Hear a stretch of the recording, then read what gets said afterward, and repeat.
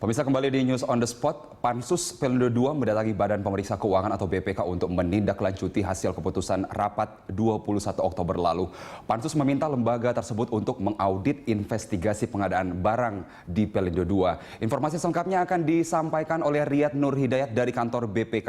Riyad, apakah pertemuan antara Pansus Pelindo II dengan Ketua BPK sudah berlangsung? Seperti apa kondisi di sana?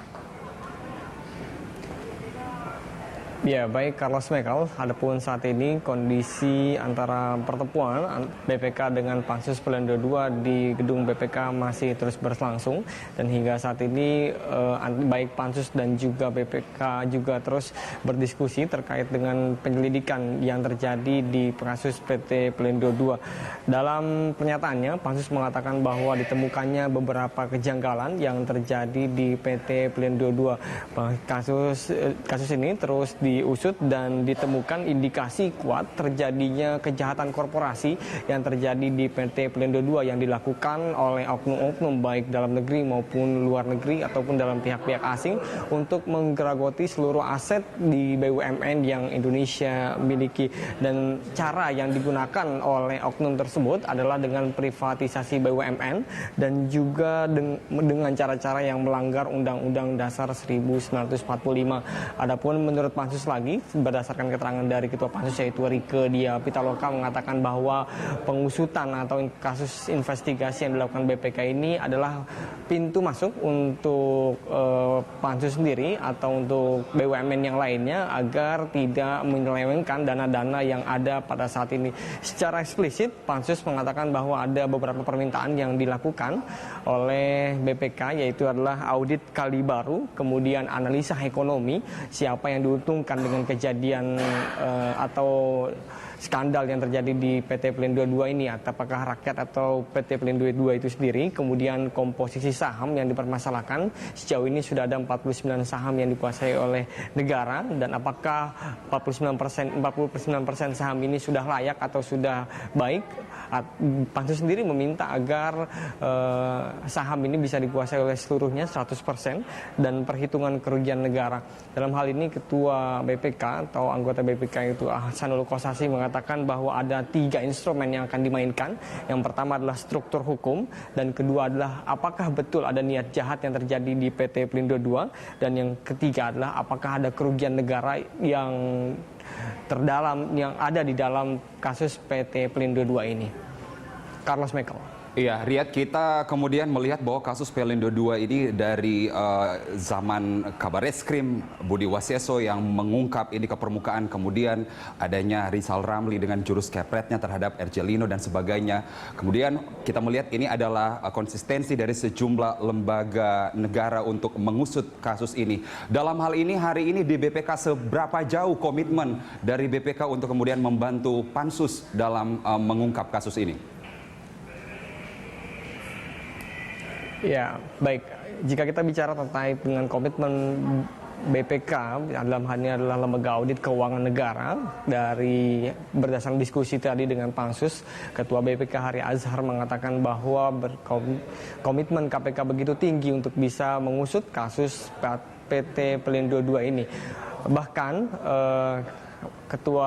Wakil Ketua BPK yaitu Ahsanul Kossasi mengatakan bahwa BPK siap dipanggil oleh Pansus sendiri atau DPR sebelum masa reses pada tanggal 20 Desember, dan sejauh ini sudah dilakukan beberapa audit yang dilakukan oleh BPK, dan pada saat pertemuan nanti di sebelum tanggal 20 Desember BPK akan mengklarifikasi atau mempresentasikan temuan-temuan BPK terkait dengan kasus PT Pelindo II ini, apakah betul-betul merugikan rakyat atau betul-betul merugikan keuangan negara atau tidak.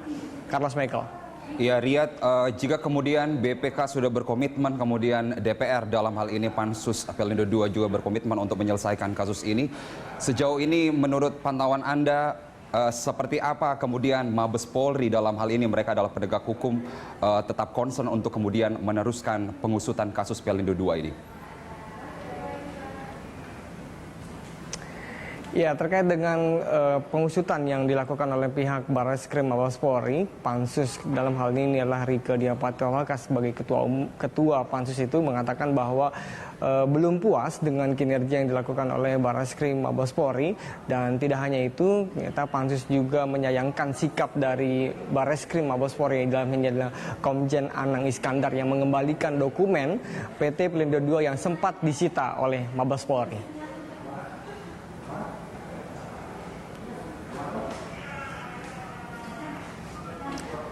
Kekecewaan Pansus Pelindo disampaikan langsung Sang Ketua Rieke Diah Pitaloka seusai rapat dengar pendapat yang membahas penyidikan kasus dugaan korupsi di PT Pelindo II.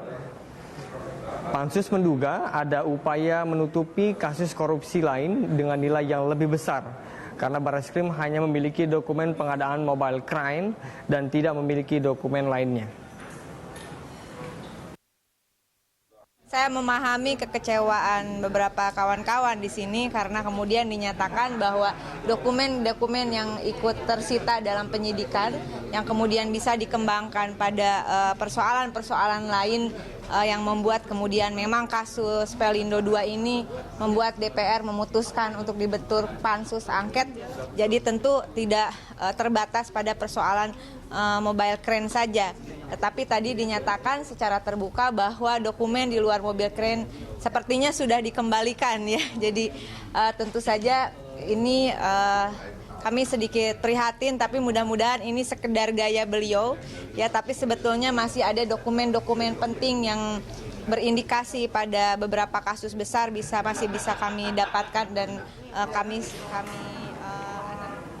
Ya, baik, karena sebelumnya Mabes Polri juga berjanji tidak akan menghentikan penyelidikan kasus atas ketidakberesan manajemen PT Pelindo II, dan juga Komjen Anang Iskandar selaku Barreskrim memberikan ulasan penyelidikan terkait kasus Pelindo II dan berjanji akan melibatkan seluruh pihak yang terlibat, termasuk dalam hal ini adalah Komisi Pemberantasan Korupsi.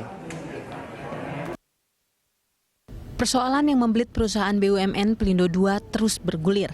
Berawal dari terkuaknya kasus dwelling time di pelabuhan, dugaan adanya penggelembungan dana pembelian mobil crane, dan perencanaan yang tidak sesuai sampai pada penyitaan 10 mobil crane oleh Barreskrim Polri. Belum lagi drama penggeledahan Barreskrim Polri ke kantor Dirut Pelindo II, RJ Lino, yang mendapat resistensi sang Dirut dengan menelpon langsung pejabat yang erat dengan lingkaran kekuasaan. Mutasi dan rotasi di tubuh kepolisian Indonesia, meski selalu dibantah, terindikasi bermuara pada persoalan yang mendera operator pelabuhan terbesar Indonesia itu. Kasus Pelindo II sangat kompleks. Kejanggalan dan dugaan munculnya ketidakberesan di perusahaan BUMN ini bukan hanya dicium pihak kepolisian, tapi juga sudah lama didalami Komisi Pemberantasan Korupsi sejak tahun 2014. Tim Liputan Berita 1, Jakarta. Ya, baik, karena demikian laporan kami terkait dengan kasus PT Pelindo II yang hingga saat ini masih diusut oleh KPK, Barreskrim, dan juga sampai saat ini dilempar oleh Pansus DPR untuk meminta BPK mengaudit seluruh kegiatan ekonomi yang ada di PT Pelindo II. Carlos Michael. Baik, Riyad, tentunya kita berharap jika kemudian kasus ini tidak melibatkan lingkaran kekuasaan atau orang kuat di balik RJ Lino, kita berharap tentunya semua pihak dalam hal ini BPK, Mabes Polri, dan kemudian Pansus Pelindo II DPR, dan juga kemudian mengajak Komisi Pemberantasan Korupsi untuk menghasilkan hasil yang ditunggu masyarakat, yakni penuntasan kasus ini. Terima kasih Riyad Nur Hidayat atas informasinya, dan pemirsa, sesaat lagi News on the Spot masih akan kembali usai jeda, tetap bersama kami.